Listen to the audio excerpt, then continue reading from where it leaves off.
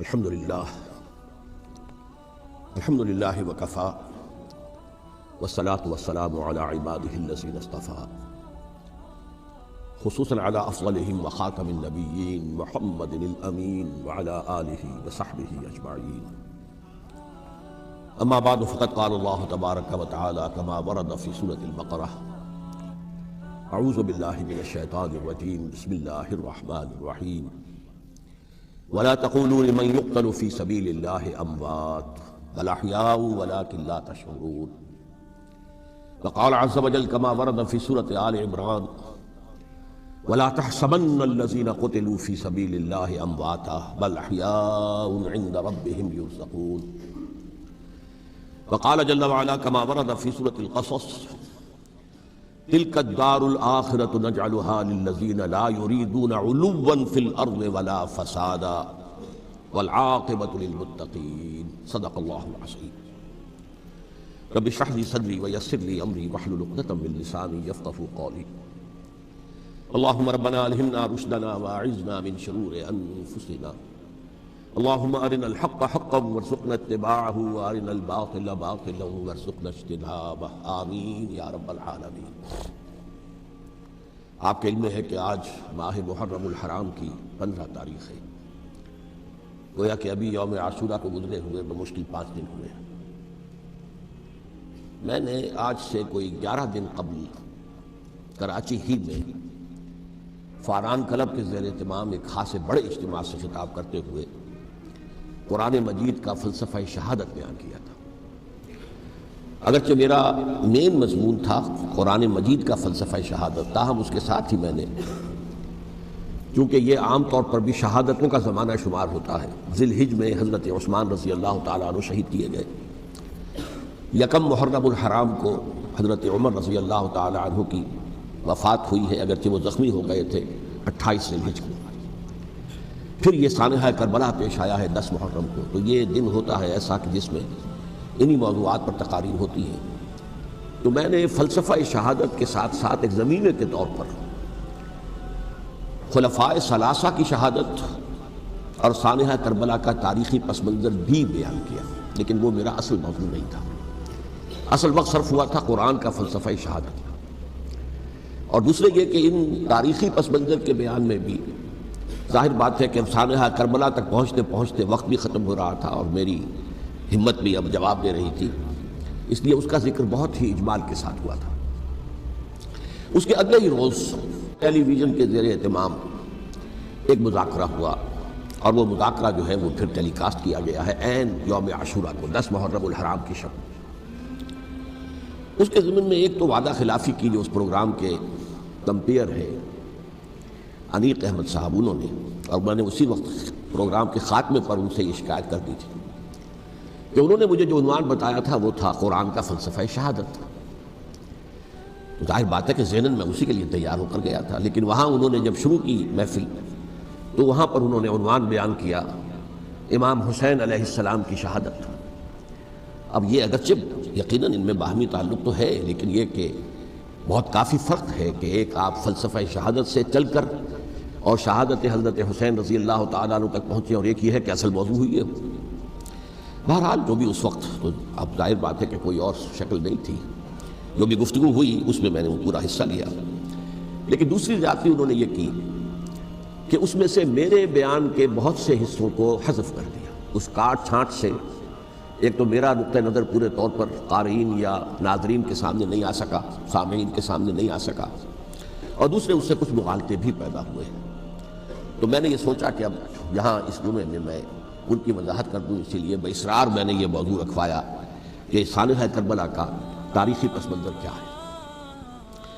الحمدللہ کہ جہاں تک وہ مذاکرہ جو ان کے ریکارڈنگ روم میں اسٹوڈیو میں منعقد ہوا وہ بہت ہی پرامن، بہت اچھے انداز میں ہوا، اور اس میں کوئی یعنی یوں سمجھیے کہ زیادہ آرگیومنٹ جسے کہتے ہیں اس کی بھی ضرورت پیش نہیں آئی. عموماً تمام باتوں پر کنسنسس اور ایک طرح کا اجماع سامنے آیا. اور اس کا خاص سبب یہ ہے کہ میرے علاوہ سنی علماء میں سے تو مولانا احترام الحق تھانوی صاحب تھے، اور وہ بھی بہت صلح کل قسم کے آدمی ہیں، اور شیعہ حضرات میں سے جو 2 حضرات تھے وہ بھی نہایت معقول، نہایت سنجیدہ اور نہایت شرافت اور مروت کا مجسمہ نظر آئے۔ ان میں سے ایک صاحب سے میری پرانی یاد اللہ ہے، علامہ ڈاکٹر قلب صادق، ان کا تعلق لکھنؤ سے ہے، اور یہ میرے اندازے میں پوری طریقے سے نہیں کہہ سکتا، اس وقت جو بر عظیم پاک و ہند میں نامور علماء ہیں اہل تشیع کے، ان میں سے یہ چوٹی کی شخصیت ہے، اس میں کسی شک و شبے کی گنجائش نہیں، بہت مسلم عالم دین ہے، نہ صرف عالم دین ہے بلکہ ڈاکٹریٹ بھی انہوں نے کی ہوئی ہے۔ دوسری بات یہ کہ یہ بھی لکھنؤ کے رہنے والے تھے، اور مولانا سید ابو الحسن علی ندوی رحمۃ اللہ علیہ وہ بھی لکھنؤ کے، رائے بریلی کے رہنے والے تھے جو 40-45 میل دور ہے، لیکن ان کا اصل مرکز تو آپ کو معلوم ہے دارالعلوم ندوۃ العلماء لکھنؤ، تو ان کے ساتھ ان کے بڑے ہی برادرانہ تعلقات ہیں، ایک دوسرے سے بڑی محبت، اور مولانا علی میاں رحمۃ اللہ علیہ بھی ان کے اجتماعات میں جا کر شریک ہوتے رہے ہیں، اور انہوں نے ایک فقرہ بھی نقل کیا مولانا علی میاں رحمۃ اللہ علیہ کا کہ آج ہمیں کوفے اور دمشق کی طرف دیکھنے کی ضرورت نہیں ہے بلکہ کربلا کی طرف دیکھنے کی ضرورت ہے۔ تو بہرحال مولانا علی میاں رحمۃ اللہ علیہ کو جو خاص تعلق تھا حضرت علی رضی اللہ تعالیٰ عنہ کی ذات کے ساتھ، اس پر تو ان کی ایک عظیم تصنیف جو ہے حضرت علی کی سیرت مطہرہ پر وہ خود دلالت کرتی ہے۔ تو علامہ ڈاکٹر قلب صادق جو ہیں وہ ایک تو اہل تشیع کے چوٹی کے علماء میں سے ہیں، مولانا علی میاں کے ساتھ ان کے برادرانہ تعلقات، خود میرے ساتھ ان کا معاملہ یہ رہا۔ اس کی وجہ کیا ہے کہ یہ اتحاد بین المسلمین کے بہت بڑے داعی اور علم بردار ہیں۔ شیعہ سنی جو ہے منافرت اور مخاصمت کی بجائے چاہتے کہ مفاہمت ہو اور قرب ہو اور غلط فہمیوں کا ازالہ، اسی وجہ سے ان کی خصوصی نظر عنایت مجھ پر رہی ہے۔ مجھے یہ تو پوری طرح یاد نہیں کہ کراچی میں بھی ان سے ملاقات ہوئی تھی یا نہیں، لیکن ایک مرتبہ لاہور تشریف لائے تھے اور وہاں مجھ سے ملاقات ہوئی، پھر ایک مرتبہ میں نیو یارک میں تھا اور اتفاقاً ان کا بھی وہیں پر قیام تھا یا تشریف آوری ہو گئی تھی، تو وہاں بھی بڑی مفصل ملاقات کے لیے وہ تشریف لائے تھے۔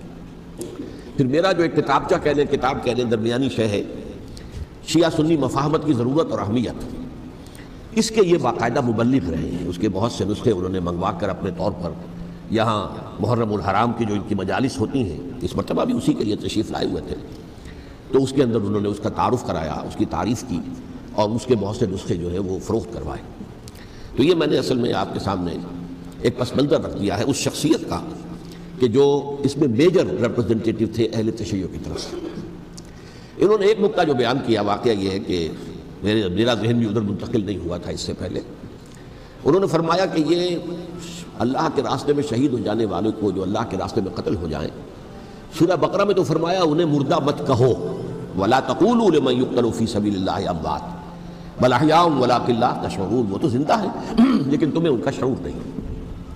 لیکن سورہ آل عمران کے اندر جو آیت آئی ہے وَلَا تَحْسَبَنَّ الَّذِينَ قُتِلُوا فِي سَبِيلِ اللَّهِ أَمْوَاتًا بَلْ أَحْيَاءٌ عِندَ رَبِّهِمْ يُرْزَقُونَ، ہرگز مت سمجھنا ان کو جو اللہ کی راہ میں قتل ہو جائیں کہ وہ مردہ ہیں، وہ زندہ ہیں، اپنے رب کے پاس سے رزق پا رہے ہیں۔ تو انہوں نے کہا کہ اللہ تعالیٰ کی راہ میں قتل ہو جانے والوں کو مقتول کہنا ہی نہیں، سمجھنا بھی غلط ہے۔ دل سے بھی بات جو ہے وہ یہ نہیں ہونی چاہیے کہ وہ مردہ ہے، بلکہ وہ زندہ ہے، اس شد و مد کے ساتھ، وَلَا تَحْسَبَنَّ، ہرگز نہ سمجھنا ان کو جو اللہ کی راہ میں قتل ہو جائیں کہ وہ مردہ ہے، وہ تو زندہ ہے، اپنے رب کے پاس سے رزق پا رہے ہیں۔ اس در میرا ذہن نہیں گیا تھا، میں اس کو تسلیم کر رہا ہوں۔ دوسرے جو شیعہ عالم دین تھے، مجھے ان کا پورا نام مستحضر نہیں ہے، نقوی صاحب، وہ بھی ڈاکٹر بھی ہیں اور عالم دین ہیں، وہ بھی تھے، اور وہ بھی بہت ہی یوں سمجھیے کہ یعنی دلیل کو تسلیم کرنے والے اور بہت ہی معقول انداز میں گفتگو کرنے والے تھے۔ بہرحال جب وہ مذاکرہ شروع ہوا تو سب سے پہلے ڈاکٹر قلب صادق صاحب کو دعوت دی گئی کہ وہ اظہار خیال کریں۔ انہوں نے انہی 2 آیتوں کے حوالے سے جو ابھی میں نے بیان کی ہے، ایک نکتہ بھی بیان کیا، کچھ اور باتیں بھی بیان کی۔ اس کے بعد جب میری باری آئی تو میں نے کہا کہ مجھ سے کچھ اور سوال کیا گیا تھا، لیکن میں نے کہا کہ میں پہلے بات وہیں سے شروع کرنا چاہتا ہوں۔ سوال یہ کیا گیا تھا ڈاکٹر قلب صادق سے کہ قرآن کا فلسفہ شہادت کیا ہے، تو میں نے کہا جو سوال آپ نے ان سے کیا تھا میں اس کے جواب سے اپنی بات شروع کرنا چاہتا ہوں کہ میرے نزدیک قرآن مجید میں اللہ کی راہ میں قتل ہونے کے لیے لفظ شہادت آیا ہی نہیں ہے۔ حدیث میں ضرور آیا ہے بصیغہ مجہول، فقط استشہد، اس کی شہادت قبول کر لی گئی یا اس کو شہید بنا لیا گیا، اور اس معنی میں صرف ایک جگہ پر امکان ہے پورے قرآن میں، سورہ آل عمران کی ایک آیت میں، وَيَتَّخِذَ مِنکُمْ شُہَدَاءَ، کہ وہاں اس کے معنی لیے جا سکے مقتول فی سبیل اللہ، باقی کہیں بھی نہیں۔ یہ تو اصل میں کار رسالت کے لیے ایک اصطلاح ہے، ہر رسول شاہد بن کر آیا، شہید بن کر آیا، یہاں دنیا میں وہ اپنے عمل سے، اپنے قول سے انفرادی اجتماعی سطح پر حق کی گواہی دیتا رہا، اور قیامت کے دن کھڑے ہو کر پروزیکیوشن وٹنس کی حیثیت سے اپنی قوم کے خلاف گواہی دے گا کہ اللہ میں نے ان کے سامنے تیرا پیغام پہنچا دیا تھا، اب جو کچھ انہوں نے کیا اس کے ذمہ دار یہ ہے۔ دے کانٹ پلیڈ اگنورنس، وہ یہ نہیں کہہ سکتے کہ ہمیں معلوم نہیں تھا، ہمیں بتایا نہیں گیا تھا۔ بہرحال اس پر مجھے بڑی خوشی ہوئی جب علامہ نقوی صاحب نے اس نقطے کو بہت سراہا اور انہوں نے تسلیم کیا کہ کچھ دنوں سے مجھے بھی یہ خیال ہو رہا تھا، یعنی یہ کہ یہ کوئی زیادہ پرانا خیال ان کا نہیں تھا۔ انہوں نے فرمایا کچھ دنوں سے مجھے بھی یہ خیال ہو رہا تھا کہ قرآن میں تو یہ لفظ شہید اور شہادت اس معنی میں ہے ہی نہیں۔ میرا گمان یہ ہے کہ چونکہ اس موضوع پر میں نے بہت تقریریں کی ہیں، سال ہر سال سے تقریریں کر رہا ہوں، قرآن کا فلسفہ شہادت کیا ہے، اور اس کے حوالے سے یہ کہ امت مسلمہ کا کیا فرض منصبی ہے، شہادت علی الناس کی کیا ذمہ داری ہے جو امت مسلمہ پر ہے۔ تو یہ تو میری دعوت قرآنی کے اہم مضامین میں سے ہے، تو ہو سکتا ہے کہ میری ہی کسی تقریر کی کوئی اڑتی ہوئی خبر ان کے کانوں تک پہنچی ہو، واللہ عالم، لیکن انہوں نے اس نقطے کو سراہا اور مجھے اللہ کے فضل و کرم سے مجھے اس پر خوشی ہوئی کہ بجائے اس کے کہ وہ اس پر کوئی آرگیومنٹ کرتے، کوئی بحث و تبحیث کرتے، انہوں نے میری اس بات کو تسلیم کیا اور اس کی گویا کہ تائید کی۔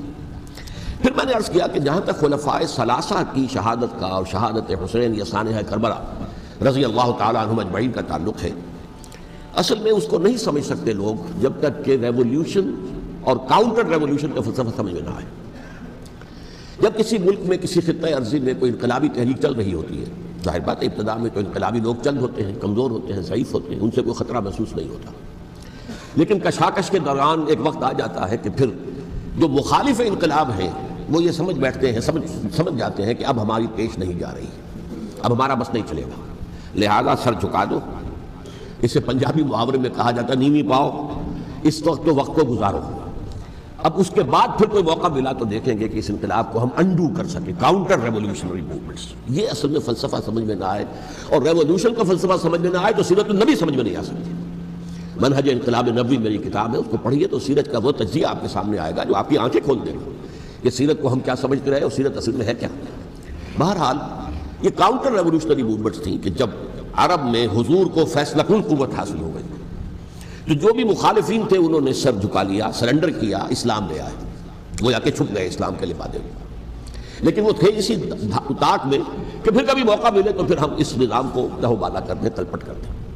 یہ رد عمل سب سے پہلے خود عرب کے اندر پیدا ہوا، کیونکہ مشرکین عرب کو جب سورہ توبہ کی پہلی 6 آیات نازل ہوئی ہیں جن میں الٹیمیٹم دے دیا گیا کہ اب کسی مشرک قبیلے سے کوئی معاہدہ اللہ کا اور اس کے رسول کا نہیں ہوگا، تمہیں 4 مہینے کی مہلت دی جا رہی ہے، یا ایمان لے آؤ اور یا تمہیں قتل کر دیا جائے گا۔ یہ بہت سخت آیات ہے قرآن کی، سورہ توبہ کی ابتدائی 6 آیات، اور حضرت علی رضی اللہ تعالیٰ عنہ کا کہنا یہ ہے کہ اس آپ کو معلوم ہے کہ مصحف میں یہ واحد صورت ہے جس سے پہلے بسم اللہ الرحمن الرحیم نہیں لکھی بھی آپ کو نظر آتی ہے، باقی 113 صورتوں کے شروع میں بسم اللہ الرحمن الرحیم ہے۔ تو کیا وجہ ہے یہاں کیوں نہیں ہے؟ حضرت علی کا فرمانا ہے کہ یہ صورت تو تلوار ہاتھ میں لے کر اتری ہے، اور بسم اللہ الرحمن الرحیم میں اللہ تعالیٰ کے 2 اسماء ہیں، الرحمن الرحیم، تو یہ گویا کہ اس سے متضاد صورتحال ہے کہ اب تمہارے لیے آخری موقع ہے، یا ایمان لے آؤ اور یا قتل کر دیے جاؤ۔ اس میں ایک تیسری گنجائش خود بخود نکلتی تھی، یا یہ ملک چھوڑ کر چلے جاؤ، اور ایسا بہت سے لوگوں نے کیا، لیکن اکثر لوگوں نے گردن چکائی۔ لیکن رد عمل ظاہر ہوا، ایک تو مرتدین کھڑے ہو گئے جنہوں نے نئی نئی نبوتوں کو مان لیا، ایک مانعین زکوٰۃ کھڑے ہو گئے کہ ہم زکوٰۃ تمہیں نہیں دیں گے، یہ رد عمل تھا مشرک عرب کا، مشرکین عرب کا۔ اور حضرت ابو بکر رضی اللہ تعالیٰ عنہ کے دفتر فضائل کا یہ بڑا اہم باب ہے، ود این آئرن فسٹ، حالانکہ وہ بہت رقیق القلب، کمزور ضعیف الجسہ انسان تھے، لیکن یہ کہ عظیمت کوہ ہمالیہ جو ہے ان کے اندر ظاہر ہوئی ہے، ود این آئرن فسٹ انہوں نے ان ساری جو رد عمل کی جو تحریکیں تھیں انہیں کچل کر رکھی، اور پھر پورے عرب کو گویا کہ اثر نو اس میں اسلام کے نظام کو کنسولیڈیٹ کر کے حضرت عمر کے حوالے کر دیا رضی اللہ تعالیٰ عنہ۔ حضرت عمر کے زمانے میں جو جنگیں ہوئیں اس میں سلطنت روما جو ہے، جو اس وقت کی 2 سپر پاورز تھیں، سلطنت روما قیصر روم، ہیراکلیس ہرقل تھا اس وقت کا جو رومی جو قیصر روم تھا، حکمران تھا، شہنشاہ تھا، اور دوسری طرف ایرانی مملکت تھی، خسرو پرویز تھا۔ لیکن یہ کہ عیسائیت کے ساتھ اسلام کا اس طرح کا تصادم نہیں ہوا تھا حضور کے زمانے میں، بلکہ نجاشی رحمۃ اللہ علیہ نے تو مسلمانوں کو پناہ دی تھی۔ مقوقس پیٹریارک جو تھے اس کے الیگزینڈریا کے، انہوں نے حضور کے جو نامہ مبارک گیا تھا اس کا بہت اکرام کیا، تکریم کی، تحفے بھیجے حضور کی خدمت میں۔ ہرقل نے بھی کوشش کی تھی کسی طریقے سے، جیسے کوئی 250 برس پہلے یا 300 برس پہلے، 300 برس پہلے جیسے کانسٹنٹائن جو ایمپرر تھا روم کا، اس نے عیسائیت قبول کی تھی اور ساری سلطنت عیسائی ہو گئی تھی، لہذا اس کی سلطنت باقی رہی، اس کی حکومت باقی رہی۔ اسی طرح ہم سب مسلمان ہو جائیں، لیکن اس میں وہ ناکام ہو گیا۔ لیکن یہ کہ کوئی اس نے کنفرنٹیشن نہیں کی حضور سے۔ البتہ ایران کا معاملہ یہ تھا کہ اس کے پرخچے اڑ گئے، اس نے حضور کے نامہ مبارک کو چاک کیا تھا، حضور نے فرمایا جب اطلاع ملی کہ اس نے اپنی سلطنت کو چاک کر دیا ہے، اس کے ٹکڑے کر دیے۔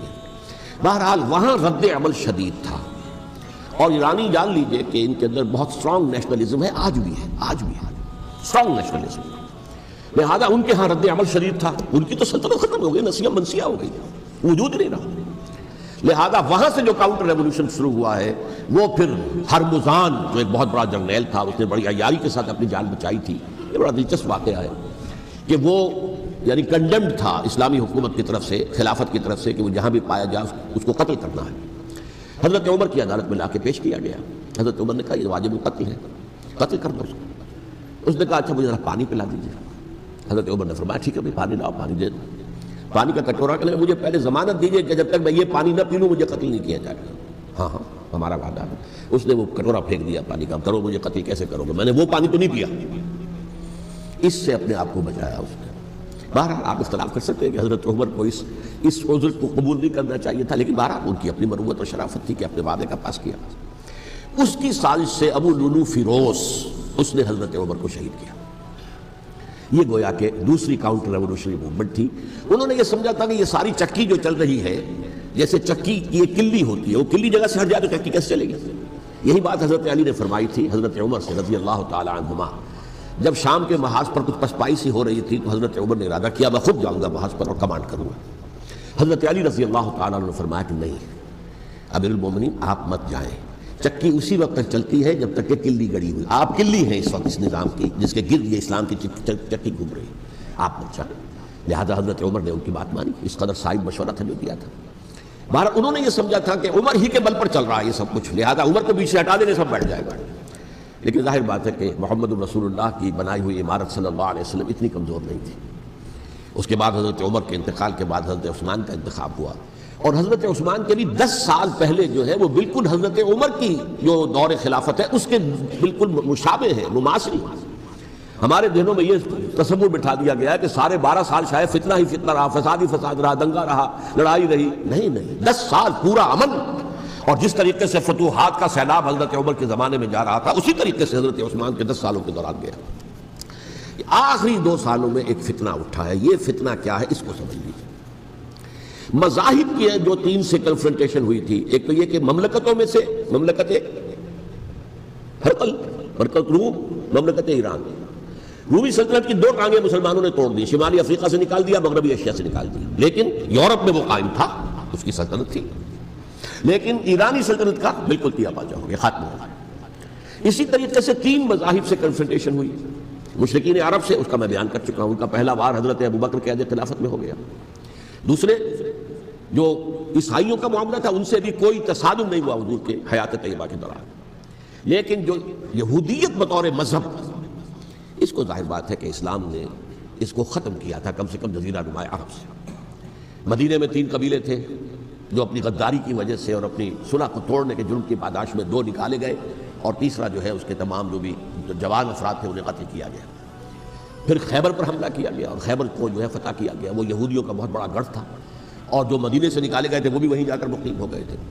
تو اس اعتبار سے، اور پھر یہودی اپنے آپ کو سمجھتے تھے اللہ کی طرف سے دنیا میں جو نمائندہ جو ہے امت وہ ہم ہیں، اب انہیں معزول کر کے امت محمد کو وہاں پر کھڑا کر دیا گیا صلی اللہ علیہ وسلم۔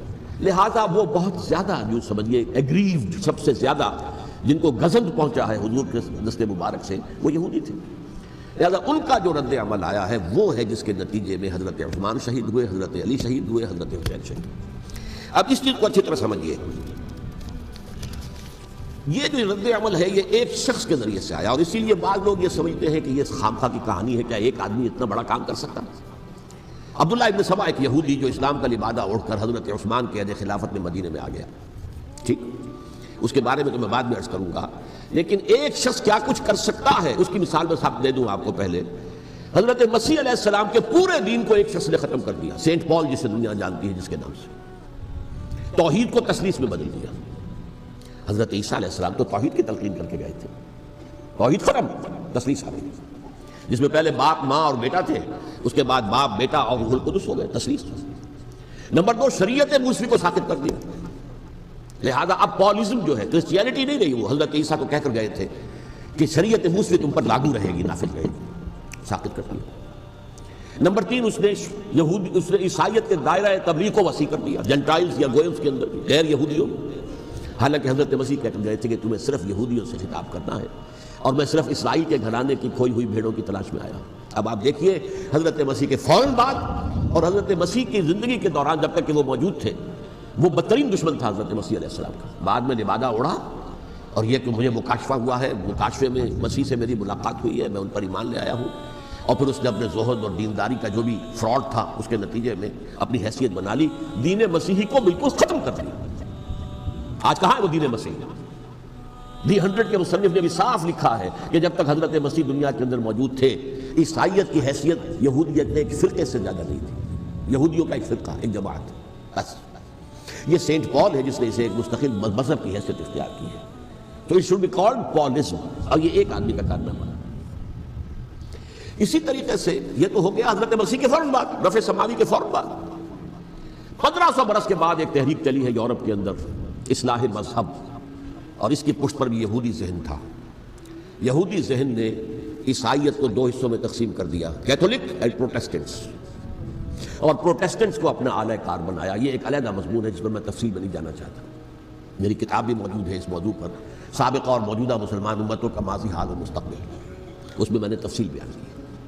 یہ جو تقسیم ہوا ہے تو وہ پہلی بات ایک یہودی، جیسے کہ علامہ اقبال نے، مارکس بھی تو ایک یہودی تھا نا، تو ابلیس کی مجلس شورا میں بڑا پیارا شعر ہے، وہ یہودی فتنہ گر، وہ روح مصدق کا بروز، ہر قبا ہونے کو ہے اس کے جنون سے چاک چاک۔ یہ ایک یہودی فتنہ گر مارکس نے وہ تصور دنیا کو دیا جس نے عظیم انقلاب برپا کیا روس کے اندر، بولشوک ریولوشن، اور جو پھر آدھی دنیا تک پھیل گیا۔ آج سے 50 سال پہلے امریکہ کانپتا تھا، روس کے سامنے کھڑا ہوا کانپ رہا تھا، اس لیے کہ روس سائنٹیفک ترقی میں امریکہ سے بہت آگے تھا، اس کے ایسٹروناٹس پہلے گئے ہیں خلا کے اندر، امریکہ تو بہت پیچھے تھا۔ بہرحال اس نے جس طریقے سے USSR کا خاتمہ کرایا ہے وہ ایک علیحدہ بات ہے، میں اس وقت اس طرف نہیں جانا چاہتا، لیکن جان لیجئے کہ وہ ایک شخص کا کارنامہ، وہ یہودی فتنہ گر، وہ روح مصدق کا بروز، ہر قبا ہونے کو ہے اس کے جنون سے تار تار۔ اسی طرح وہ عبداللہ ابن سبا یہودی فتنہ گر۔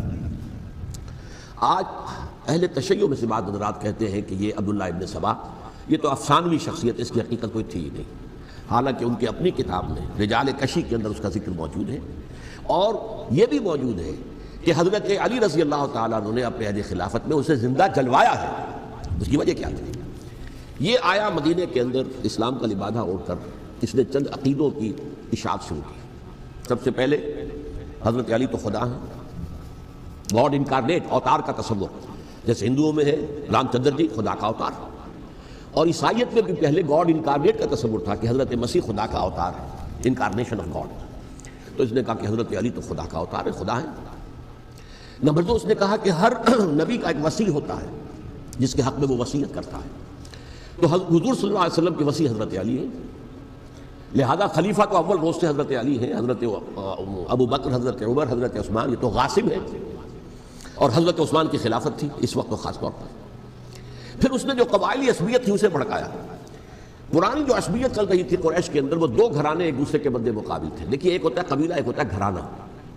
ہمارے پنجاب میں ایک قبیلہ ہے وٹو قبیلہ، اس کے گھرانے بہت سے، مانے کے، لالے کے، سجے کے، شامت کے، یعنی کوئی لالا تھا ان میں سے بڑا، ان کے بیٹے ہو گئے لالے کے، ان کی اولاد، خاندان یہ کہلاتے ہیں۔ قبیلہ ہے یہ وٹو قبیلہ، تو قبیلہ تھا قریش، اس میں گھرانے بہت تھے، بنو ہاشم، بنو امیہ، بنو تیم، بنو عدی، یہ بہت سے گھرانے تھے۔ تو چوٹی کے 2 گھرانے جو تھے وہ بنو ہاشم اور بنو امیہ، ان کے درمیان چپلش تھی، مقابلہ، مسابقت، اور یہ مسابقت فی الخیر بھی ہوتی تھی۔ اگر انہوں نے غریبوں کو کھانے کھلائے ہیں تو ہم ان سے بڑھ کر کھلائیں گے، اگر وہ حاجیوں کی خدمت کرتے ہیں تو ہم ان سے بڑھ کر کریں گے۔ ان کے اندر یہ مسابقت فی الخیر بھی تھی، لیکن چپلش تھی کہ کوئی ہم سے آگے نہ نکل جائے، وہ سمجھتا تھا وہ آگے نہ نکل جائے۔ اس شخص نے اس پرانی عصبیت کو تازہ کیا کہ حضور تو بنو ہاشم میں سے تھے، لہذا خلافت حق ہے بنو ہاشم کا، یہ غاصب ہے۔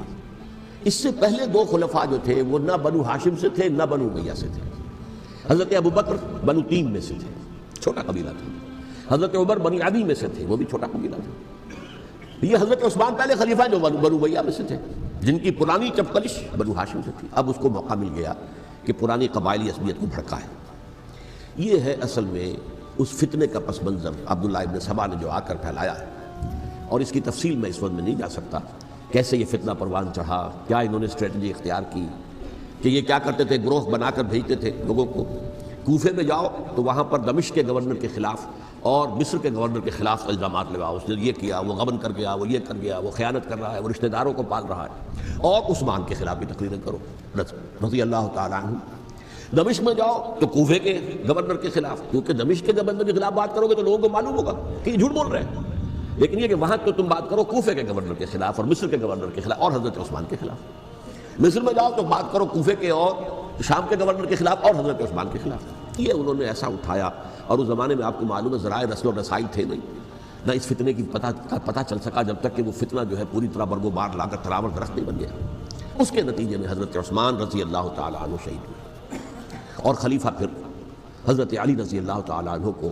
انہی سوائیوں نے، جنہوں نے گھیراؤ کیا تھا، جنہوں نے حضرت عثمان کو شہید کیا ہے، یہی حضرت علی رضی اللہ تعالیٰ عنہ کے ارد گرد ہوئے۔ اور حضرت علی رضی اللہ تعالیٰ عنہ بھی نہیں چاہتے تھے خلافت کی بیعت لینا، لیکن آخر کیا کرتے ہیں؟ کیا وہ امت کو بغیر خلیفہ کے چھوڑ دیتے؟ حضرت زبیر سے کہا گیا، انہوں نے نہیں مانا، رد کر دی بات۔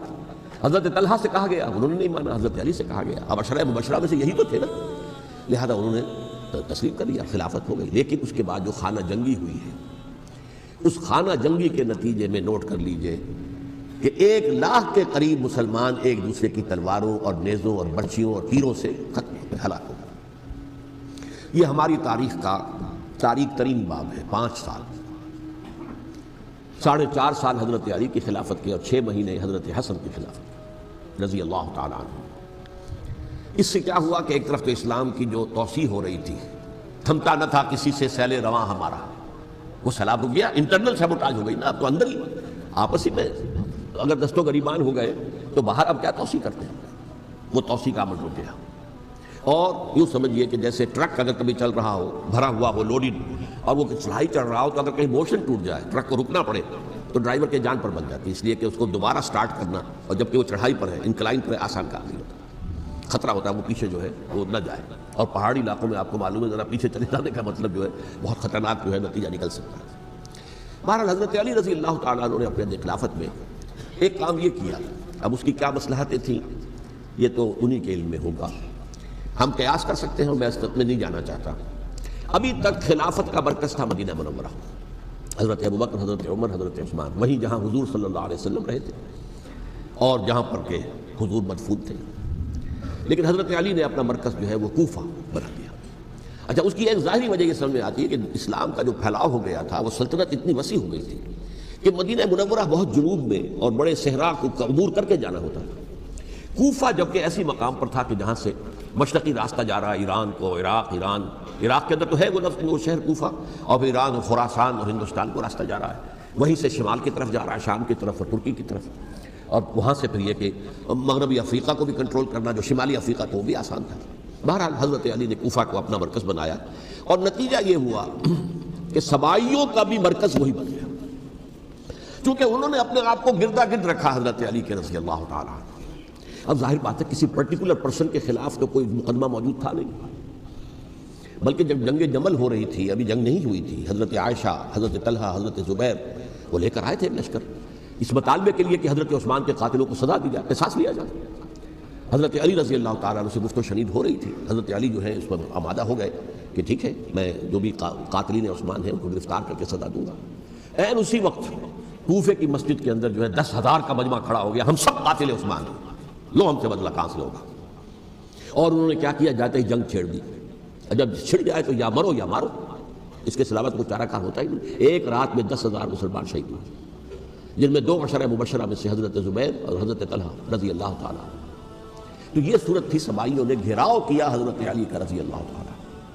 حضرت معاویہ دعوے دار نہیں تھے خلافت کے، قطعاً نہیں، ان کا صرف ایک دعویٰ تھا، اور وہ یہ تھا کہ عثمان کے قاتلوں کو گرفتار کرو، یا خود سزا دو یا ہمارے حوالے کرو، ہم اس سے قصاص لیں گے۔ اس لیے کہ قبیلہ بنو امیہ کا تھا، اور حضرت ابی معاویہ بنو امیہ میں سے، تو ایک خاندانی طور پر جو ہے ہم قصاص لیں گے ان سے جنہوں نے قتل کیا ہے حضرت عثمان کو۔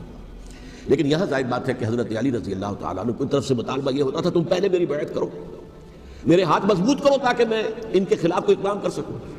لیکن انہیں یہ اندازہ تھا کہ اگر میں نے بیعت کی تو ظاہر بات ہے کہ حضرت علی تک پہنچنے سے پہلے مجھے گردن اڑا دیں گے، اس لیے کہ سبائی جو ہے وہ آپ کو گھیرے ہوئے ہیں.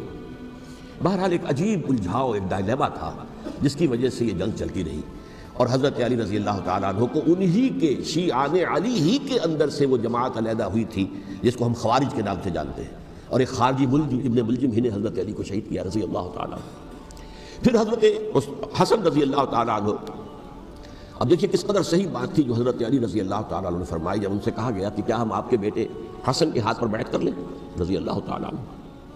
فرمایا نہ میں تمہیں اس کا حکم دیتا ہوں نہ میں اس سے روکتا ہوں، یہ تمہارا معاملہ ہے، امرہم شورا بینہم، تم اپنے باہمی مشورے سے جو فیصلہ کرو گے ٹھیک ہے، میں نہ حکم دیتا ہوں نہ روکتا ہوں. اس کا کیا مطلب ہے؟ باپ کے بعد بیٹے کی خلافت ہرگز حرام نہیں ہے، ورنہ کہتے کیسے ہو سکتا میرا بیٹا؟ نہیں، یہ نہیں کہا. حضرت عمر سے بھی کہا گیا تھا کہ اپنے بیٹے کو نامزد کر دیں، عبداللہ ابن عمر کو، تو انہوں نے جواب میں کیا کہا؟ اسے تو طلاق دینی بھی نہیں آتی. انہوں نے اپنی کسی زوجہ کو طلاق دی تھی اور اس میں جو صحیح ترین طریقہ ہے وہ اختیار نہیں کیا تھا. انہیں طلاق دینی تک نہیں آتی تو میں اسے خلیفہ بنا لوں. یہ نہیں کہا تھا کہ باپ کے بعد بیٹا خلیفہ نہیں ہو سکتا، یہ تو نہیں کہا، کہیں حرام نہیں ہے، نہ کتاب و سنت میں، نہ کوئی حدیث ہے، نہ کہیں قرآن مجید میں. تو حضرت علی نے بھی فرمایا رضی اللہ تعالیٰ نہ میں روکتا ہوں نہ حکم دیتا ہوں، یہ تمہارا اپنا معاملہ ہے. بہرحال حضرت حسن رضی اللہ تعالیٰ عنہ نے حضرت امیر معاویہ سے صلح کر لی، خلافت ان کے سپرد کر دی. دیکھیے میں حضرت ابوبکر، حضرت عمر، حضرت عثمان، حضرت علی کے ساتھ حضرت حسن کے دور خلافت کو بھی خلافت راشدہ میں سے سمجھتا ہوں.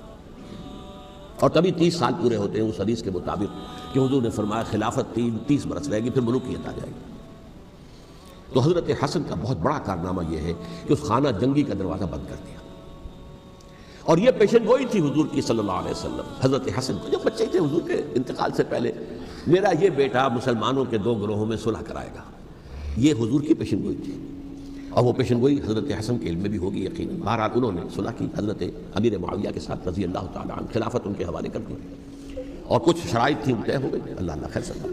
حضور کی تو یہ پیشن گوئی جو ہے صحیح ثابت ہوئی کہ میرا یہ بیٹا مسلمانوں کے 2 بڑے گروہوں کے درمیان صلح کرا دے گا. اور سبائیوں نے انہیں تانے دیے، یا عار المومنین، اے مومنوں کے لیے موجب عار، موجب شرم، تم نے بزدلی دکھائی، تم نے امیر معاویہ کو خلیفہ تسلیم کر لیا، تم نے بزدلی دکھائی. معاذ اللہ ثم معاذ اللہ ثم معاذ اللہ. اب میں کچھ باتیں حضرت امیر معاویہ کے بارے میں کہنا چاہتا ہوں، اس لیے کہ وہاں اس میں میں نے حضرت معاویہ کے بارے میں یہ تو بہت شدت کے ساتھ کہا تھا، اور میں اب بھی اس پر قائم ہوں اور پوری طریقے سے قائم ہوں. میرا مستقل موقف یہی ہے کہ حضرت معاویہ رضی اللہ تعالیٰ عنہ کے دور خلافت کو ہم خلافت راشدہ میں شامل نہیں سمجھتے، اہل سنت میں سے کوئی بھی نہیں سمجھتا. لیکن اس کے ساتھ میں نے حضرت امیر معاویہ کے کچھ مناقب بھی بیان کیے تھے تاکہ پلڑا جو ہے ترازو کا اس کے دونوں پلڑے سامنے آ جائیں. لیکن یہ کہ وہ حصہ میرے اس بیان کا نکال دیا گیا، ختم کر دیا گیا. یہ میں نہیں جانتا کہ اس میں کیا مصلحت دیکھی گئی ہے. اس میں تو کسی کے لیے کوئی معاملہ ایسا نہیں تھا کسی کے جذبات کو جو ہے وہ ٹھیس پہنچانے والا. کیونکہ میں نے کہا وہ خلیفہ راشد نہیں تھے، صاف میں نے کہا، بلکہ وہ دور ملوکیت کا آغاز ان سے ہو گیا. بلکہ جب ایک صاحب نے یہ کہا کہ کربلا کے بعد سے دور ملوکیت آ رہی تھی، تو میں نے کہا نہیں جناب، دور ملوکیت تو 20 سال پہلے پوری ہو چکی تھی، شروع ہو چکی تھی. حضرت امیر معاویہ کے بھی 20 سال جو ہے وہ دور ملوکیت میں شمار ہیں. انہیں کسری العرب بھی کہا گیا، عرب کے کسریٰ، جو شہنشاہ ایران کا خطاب تھا. حضرت معاویہ رضی اللہ تعالیٰ عنہ کو کسری العرب کہا گیا، عرب کا کسریٰ یہ. لیکن دوسری طرف یہ ہے کہ وہ صحابی رسول ہے رضی اللہ تعالیٰ، حضور کے برادر نسبتی بھی ہیں، حضور کے سالے ہیں. ان کی ہمشیرہ ام حبیبہ حضور کی زوجہ محترمہ ہیں، ام المومنین ہیں ام حبیبہ رضی اللہ تعالیٰ عنہ. پھر کس قدر معتمد علیہ تھے حضور کے کہ کاتبان وحی میں شامل تھے. وحی کی کتابت کرنے والے چند لوگ تھے جنہیں کہ حضور کہتے تھے کہ اب یہ آیت لکھ لو، ان میں سے ایک امیر معاویہ بھی رضی اللہ تعالیٰ. تو بڑے توازن کی ضرورت ہے. دیکھیے صحابہ کرام کا جہاں تک تعلق ہے، اہل سنت کا موقف یہ ہے کہ صحابہ تو کلہم عدول، صحابہ سب کے سب نیک نیت ہیں، اور ان کی روایت جو ہے قبول کی جائے گی، رد نہیں کی جائے گی، ان پر کوئی جرح و تعویل نہیں ہوگی. اس لیے کہ ان کا تزکیہ محمد رسول اللہ صلی اللہ علیہ وسلم نے کیا تھا. لہذا یہ تو ہو سکتا ہے کہ کسی صحابی سے کوئی خطا ہو جائے، لیکن وہ خطا اجتہادی ہوگی، نیت کی خطا نہیں ہوگی، نیت کی غلطی نہیں ہوگی. اگر کسی صحابی کی نیت پر حملہ کیا جائے تو یہ اصل میں طعن ہے، حملہ ہے حضور پر کہ وہ تربیت دے نہیں سکے اپنے ساتھیوں کو. معاذ اللہ ثم معاذ اللہ ثم معاذ اللہ، وہ تزکیہ کر ہی نہیں سکے. 3 جگہ جو قرآن میں آیا ہے یتلو علیہم آیاتہ ویزکیہم، تو کیا تزکیہ کیا؟ اگر ان کے قریب ترین ساتھی جو تھے، اگر ان کے اندر بھی بدنیتی تھی اور دنیا کی طلب تھی اور دنیا کے اندر اقتدار حاصل کرنے کا جذبہ تھا، تو پھر کیا تزکیہ کیا؟ معاذ اللہ ثم معاذ اللہ۔ لہذا صحابہ سب کے سب عدول ہیں اور ان سے اختلاف ممکن ہے، لیکن ان کی نیت پر حملہ نہیں ہو سکتا۔ تو حضرت امیر معاویہ کی شخصیت ایک چیز ہے، آپ کا دور خلافت دوسری چیز ہے۔ شخصیت کے اعتبار سے صحابی رسول ہیں، برادر نسبتی ہیں حضور کے صلی اللہ علیہ وسلم، اور پھر یہ کہ اس قدر معتمد علیہ ہے صحابہ میں سے کہ وہ کاتبان وحی، یہ عام آدمی کے کرنے کا کام نہیں تھا جو وحی کی کتابت کرے، اللہ کے کلام کی۔ البتہ یہ ہے کہ جیسا کہ میں نے عرض کیا، ان کا دور خلافت راشدہ نہیں ہے، وہ ملوکیت کا دور ہے۔ یہ میں نے جیسا کہ عرض کیا، میں نے ایک صاحب نے جب یہ کہا کہ ملوکیت شروع ہو رہی تھی، شروع نہیں ہو رہی تھی، ملوکیت تو 20 سال پہلے شروع ہو چکی تھی۔ اسی طریقے سے ایک صاحب نے کہا تھا اسلام کو قائم کرنے کے لیے حضرت حسین میدان میں آئے، میں نے کہا یہ بھی غلط ہے، اسلام تو 60 سال پہلے قائم ہو چکا تھا، نبی اکرم صلی اللہ علیہ وسلم کے دستے مبارک سے اسلام قائم ہو گیا، جاء الحق وزهق الباطل ان الباطل کان زهوقا، پھر 30 برس تک وہ کامل شکل کے اندر قائم رہا۔ تو اسلام جو ہے در حقیقت اب قائم کرنے والی بات نہیں تھی، البتہ اس کے اندر زوال شروع ہو گیا تھا، اس زوال کے عمل کو روکنے کے لیے حضرت حسین میدان میں آئے۔ یہ ایک چیز کو صحیح تاریخی پرسپیکٹو میں رکھنا، تو جس طرح سے دین کو قائم کرنے کے لیے قائم تو کیا محمد رسول اللہ صلی اللہ علیہ وسلم والذین معہ رضی اللہ تعالیٰ عنہ، انہوں نے کیا تھا۔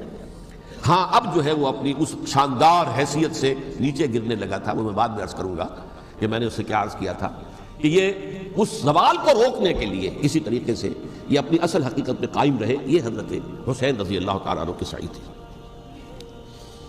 اچھا، حضرت امیر معاویہ کے جو 20 سال ہیں وہ پورے امن، سکون، اطمینان، کوئی جھگڑا، کوئی فساد، کوئی اختلاف، کوئی باہمی خاندانی، کچھ 20 سال، یہ بھی تاریخ کی بڑی چشم کشا حقیقت ہے جو عام طور پر لوگوں کے علم میں نہیں ہے۔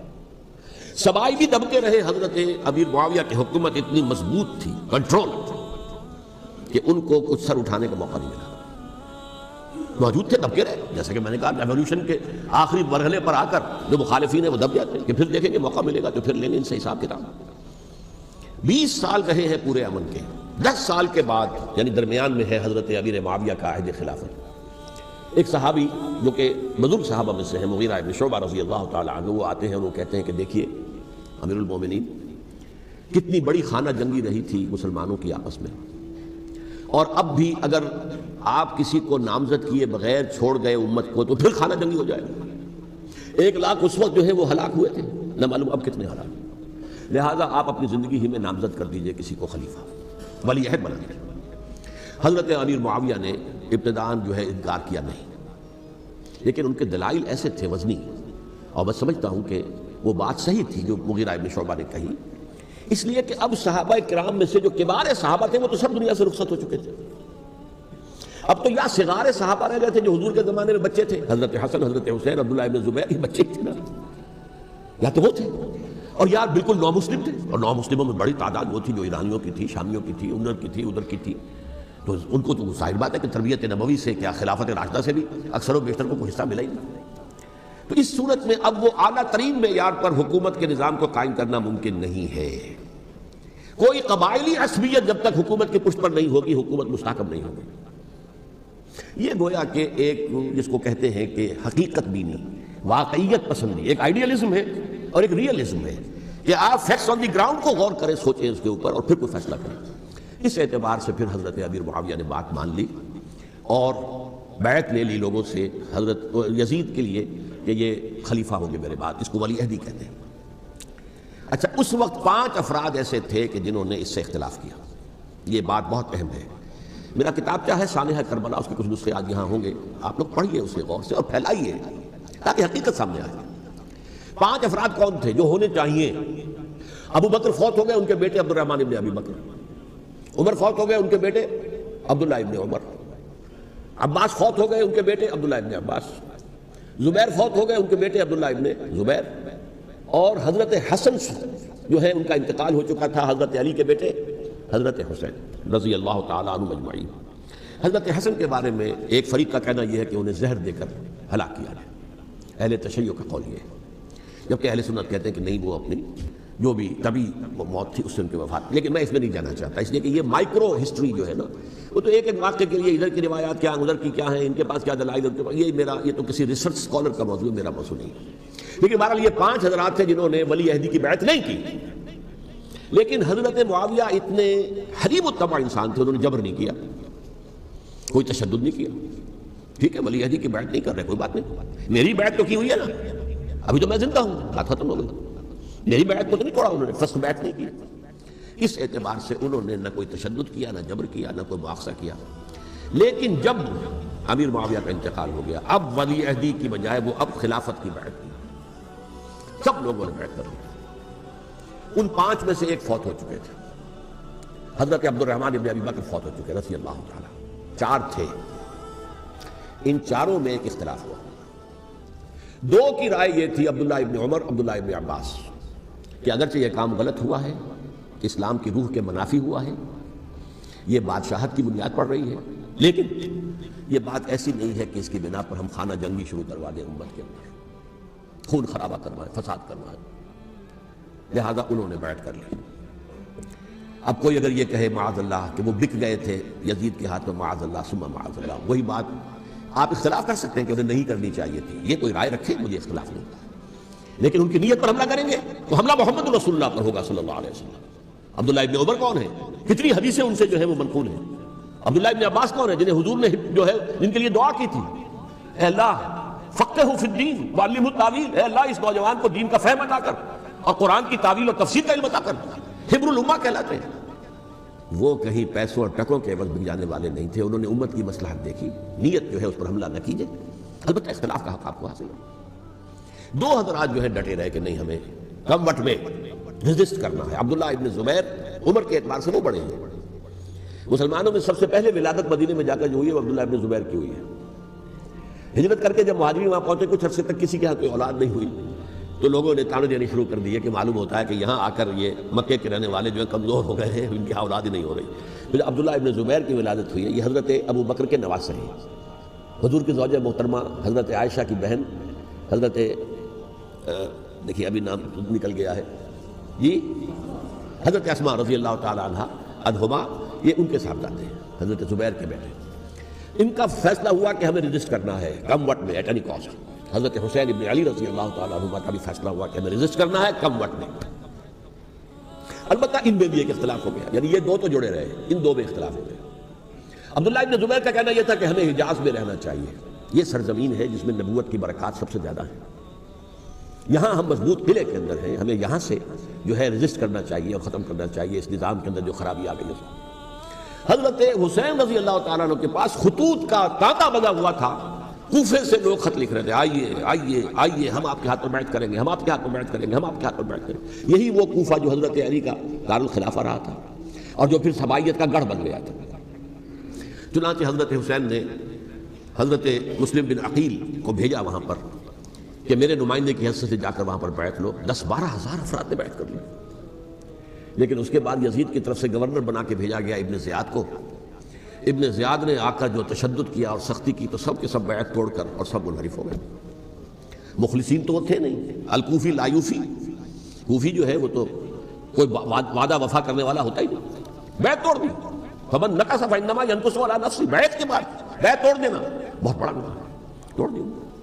ادھر اطلاع مل گئی حضرت حسین کو، چل چکے تھے، وہ راستے میں تھے کہ وہاں تو مسلم بن عقیل شہید ہو گئے اور سب لوگوں نے بیعت توڑ دی. اب واپس جانا چاہتے تھے لیکن مسلم بن عقیل کے بیٹے جو ہے اڑ گئے.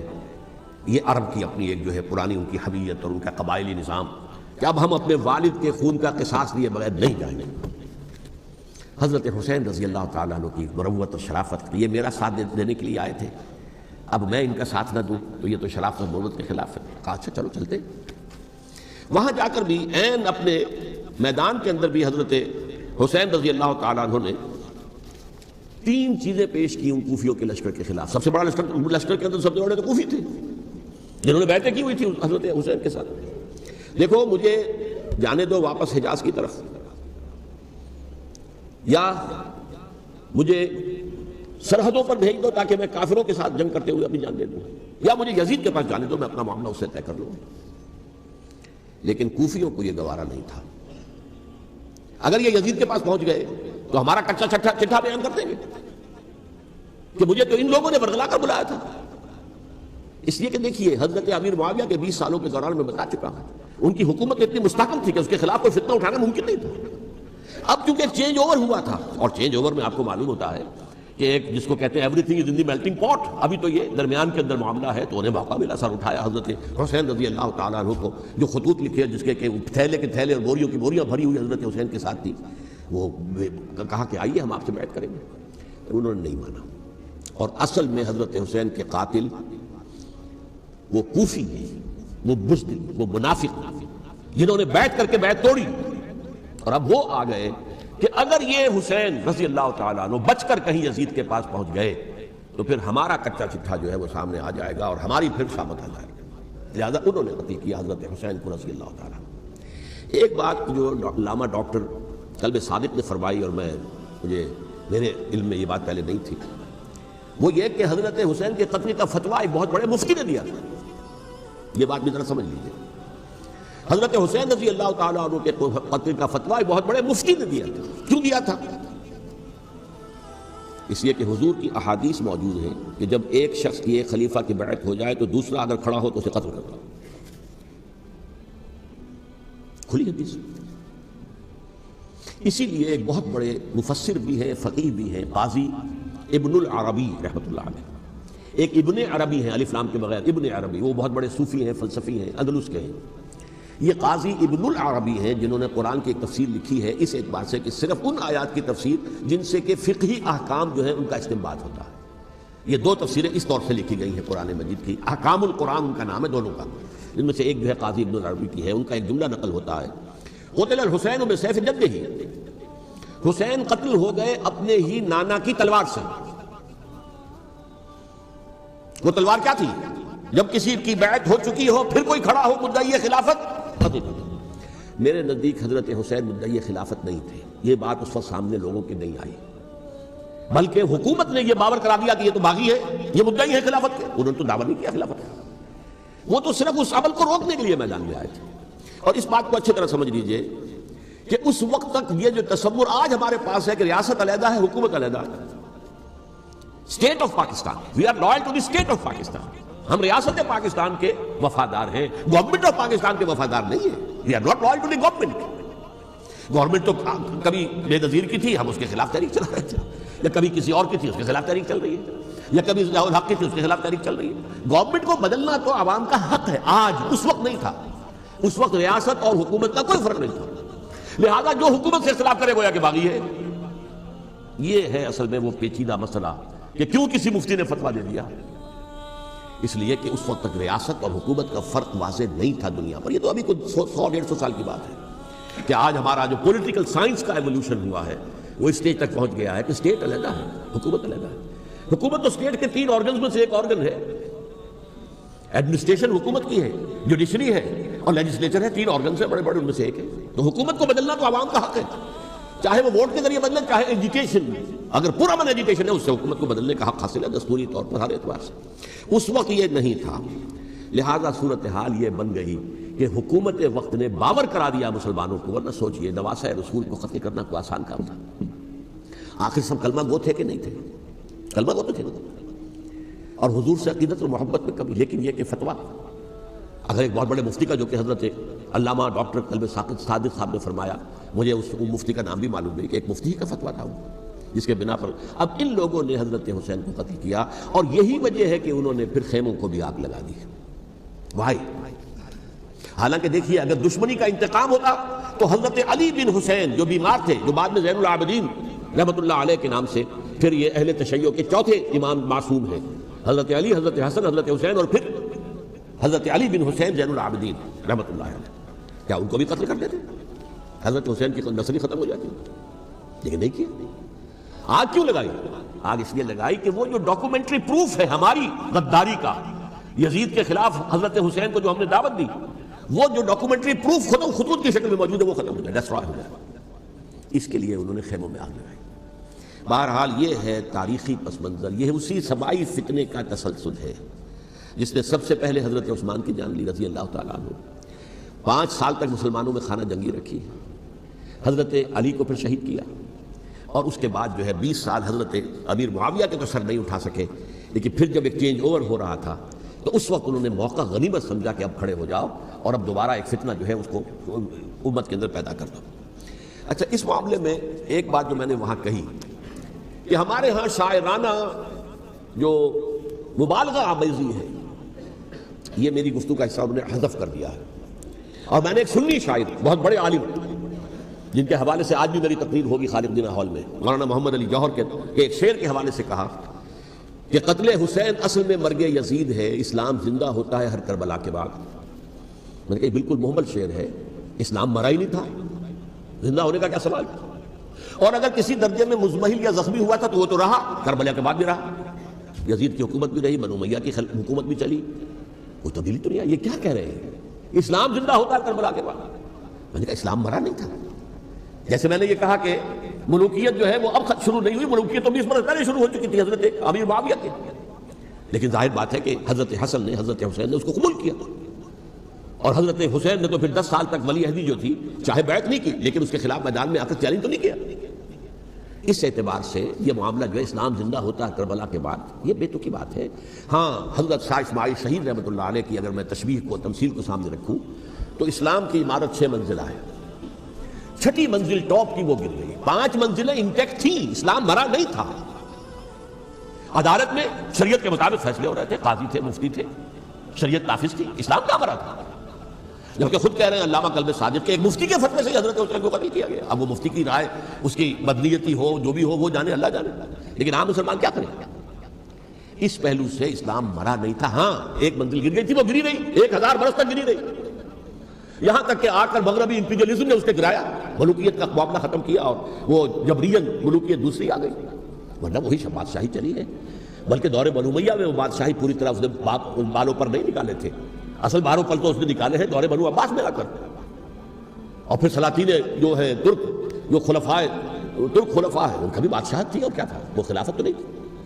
تو یہ تو اسلام میں جو بھی نقص واقع ہو گیا تھا، کبھی واقع ہو گئی تھی، وہ جو کی تو برقرار رہی، اس کو بھی تسلیم کیا۔ میں اللہ کا شکر ادا کر کے کہتا ہوں کہ دونوں حضرات، دونوں شیعہ دانشور اور بڑی اعلیٰ سطح کے جو شیعہ عالم تھے، انہوں نے اس بات کو تسلیم کیا اور میری اس بات کو چیلنج نہیں کیا۔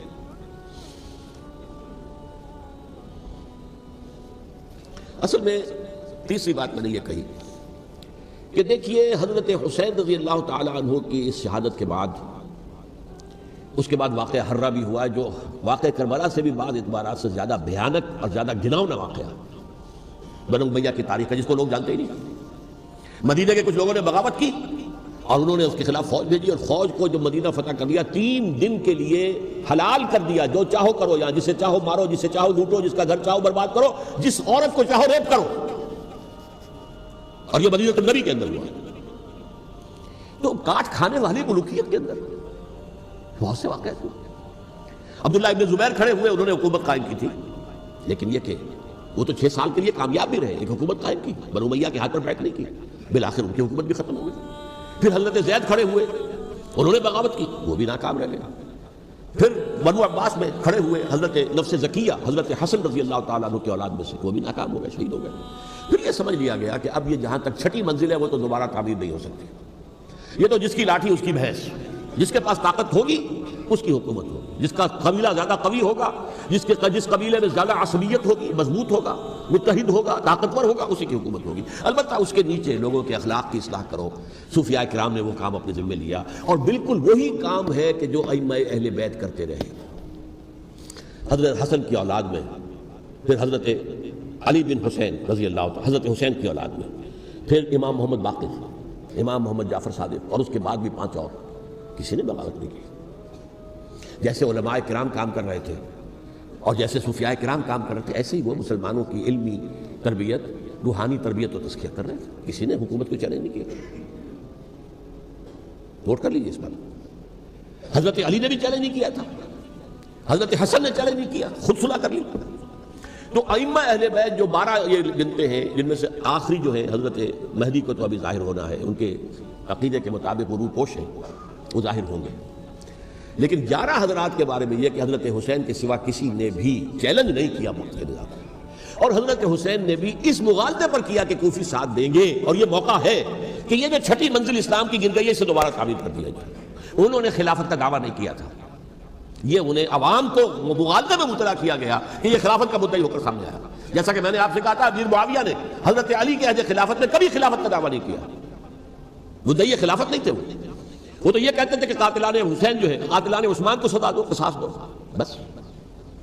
اسی طرح حضرت حسین نے بھی، اب دیکھیے اس ضمن میں اس میں کوئی شک نہیں ہے، حضرت حسین رضی اللہ تعالی عنہ کی جو شہادت ہوئی ہے، ان کے ساتھیوں کی، اعزاء و اقارب کی، تاریخ انسانی میں یہ عزم، ہمت، شجاعت، مثابرت، صبر، استقلال، استقامت، اس کی بہت روشن مثال ہے، بہت روشن مثال ہے، بہت روشن مثال ہے. لیکن اس سے تاریخ کی رفتار پر کوئی اثر نہیں پڑا.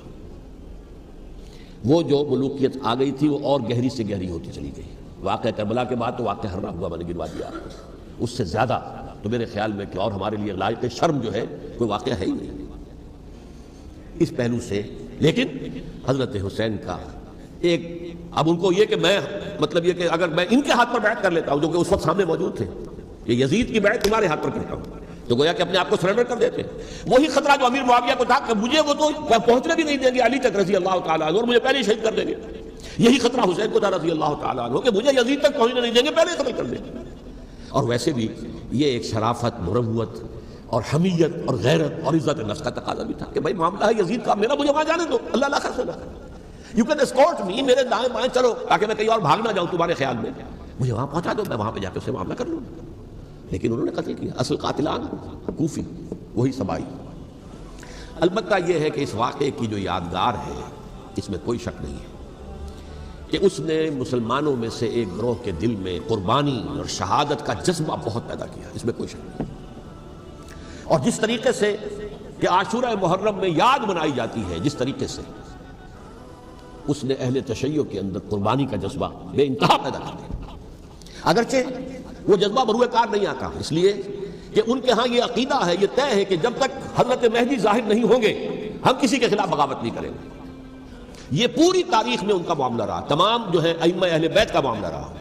جب تک مہدی نہیں آتے، keep sitting and keep waiting, wait and see, that's آل.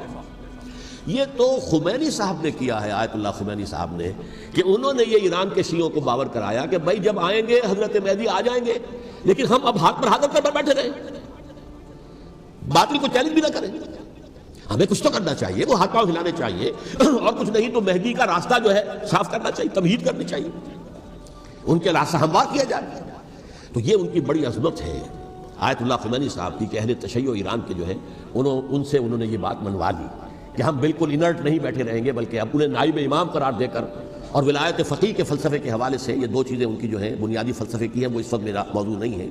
انہوں نے عوام کو ایسا کھڑا کیا ہے کہ 20,000 سے لے کر 30,000 کے درمیان انسانوں نے جانے دے دی.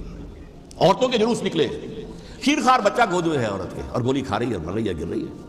آپ سوچئے زندگی کتنی عزیز ہوتی ہے، اور شیرخوار بچے کے لیے ماں کی جو زندگی ہے، اس ماں کو اپنی زندگی کتنی عزیز تر ہوگی کہ اپنے لیے نہیں تو اس بچے کے لیے مجھے جینا ہے. لیکن نہیں، گولیاں کھائیں، گری. یہ جذبہ انہی میں ہے. واقعہ یہ ہے کہ اہل سنت کے اندر یہ جذبہ نہ ہونے کے برابر ہے. یہ میں واشگاف الفاظ میں کہہ رہا ہوں. پورے عالم اسلام میں صرف شیعہ ایران ایسا نکلا ہے کہ جس نے بادشاہت کا خاتمہ کیا. باقی سعودی عرب میں بادشاہت بیٹھی ہوئی ہے، ڈٹ کر بیٹھی ہوئی ہے. اربوں ڈالر کا ایک ایک محل بنتا ہے ان بادشاہوں کا، اور سنی سن کوئی حرکت نہیں. وہ تو اب جو حرکت ہو رہی ہے وہ اینٹی امریکن حرکت ہے جو ہو رہی ہے. وہ در حقیقت وہ مسئلہ بالکل دوسرا ہے جو اس وقت ہو رہا ہے. لیکن یہ کہ عالم اسلام میں کوئی تحریک ایسے نہیں اٹھی.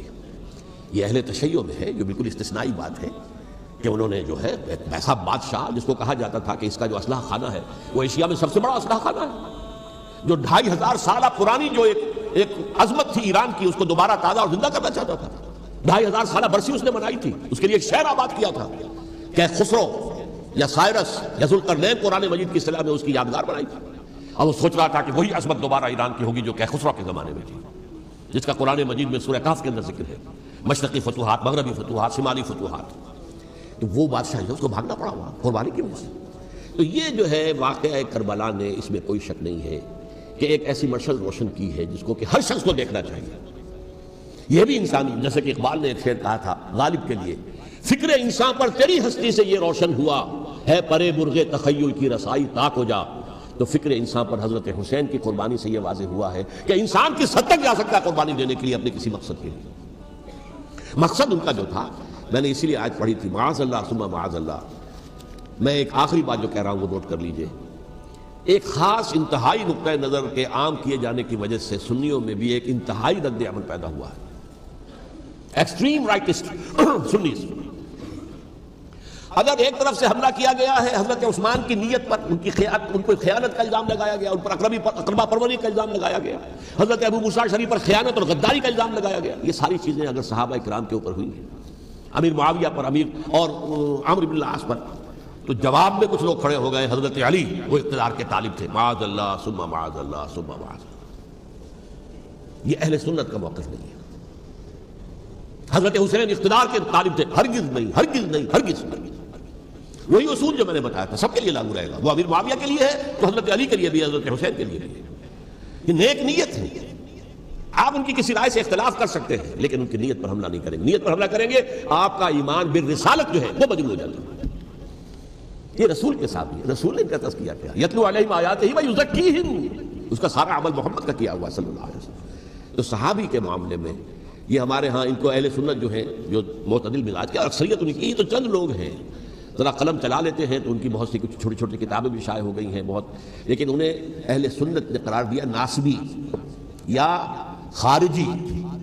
جیسے خوارج نے کہا تھا حضرت علی بھی کافر ہے اور حضرت ابی معاویہ بھی کافر ہیں، حضرت عمرو بن العاص بھی کافر ہے، معاذ اللہ ثم معاذ اللہ. ایسے ہی کچھ لوگ حضرت حسین پر بھی الزام لگاتے ہیں کہ اقتدار کی ہوس اور طلب کے اندر انہوں نے یہ سارا سفر کیا تھا اور بس یہ ہے کہ وہ جو بازی تھی وہ ہار گئے. اللہ اللہ صلی اللہ، اس سے آگے کیا ہے معاملہ؟ نہیں، معاذ اللہ ثم معاذ اللہ. اسی لیے میں نے آیت آج جو پڑھی تھی ایک اور جو بہت بظاہر آپ کو معلوم ہوئی ہوگی، غیر متعلق ہے میرے آج کے عنوان سے، تلک الدار الآخرۃ نجعلھا للذین لا یریدون علوا فی الارض ولا فسادا. یہ سورہ قصص کے آخری آیات میں سے. دیکھو یہ آخرت کا گھر جو ہے وہ ہم خاص کر دیں گے ان لوگوں کے لیے جو اس زمین میں اپنے اقتدار کے طالب نہیں ہوتے. زمین میں اقتدار کے طالب ہوگے فساد ہو جائے گا. تم بھی طالب، میں بھی طالب، جھگڑا ہوگا، لڑائی ہوگی، دنگا ہوگا، فساد ہوگا. تلک الدار الآخرۃ نجعلھا للذین لا یریدون علوا فی الارض ولا فسادا. جو لوگ زمین میں اپنے اقتدار کے طالب اور اس کے نتیجے میں فساد پیدا کرنے والے نہیں ہیں ان کے لیے ہم نے آخرت کا گھر خاص کیا ہے. والعاقبۃ للمتقین، اور عاقبت جو ہے، انجام کار، آخرت جو ہے وہ تو متقیوں کے لیے ہے. اسی میں آئیں گے سب صحابہ کرام، خواہ وہ حضرت علی ہیں رضی اللہ تعالیٰ عنہ، اور خواہ وہ حضرت امیر معاویہ ہیں، حضرت عثمان ہیں رضی اللہ تعالیٰ عنہما، خواہ حضرت حسن ہیں، حضرت حسین ہیں رضی اللہ تعالیٰ عنہما، خواہ عبداللہ ابن زبیر ہے، خواہ عبداللہ ابن عباس ہے، خواہ عبداللہ ابن عمر رضی اللہ تعالیٰ عنہم اجمعین. اس اصول کو سامنے رکھ کر اختلاف آپ کر سکتے ہیں کسی سے بھی، لیکن کسی کی نیت پر حملہ کریں گے تو اصل میں آپ کا ایمان بالرسالت مجروح ہو جائے گا. علی کو نبی اکرم صلی اللہ علیہ وسلم نے اپنا نائب بنا کر چھوڑا تھا جب غزوہ تبوک میں جا رہے تھے مدینے میں. حضرت علی نے کہا کہ مجھے آپ عورتوں کے ساتھ بٹھا کے جا رہے ہیں. فرمایا تمہارا مقام میرے ساتھ وہی ہے جو موسیٰ کے ساتھ ہارون کا تھا. ہارون کو چھوڑ کر گئے تھے نا یہودیوں کے پاس جب گئے تھے تورات لینے کے لیے، تو تمہارا وہی مقام ہے میرے ساتھ.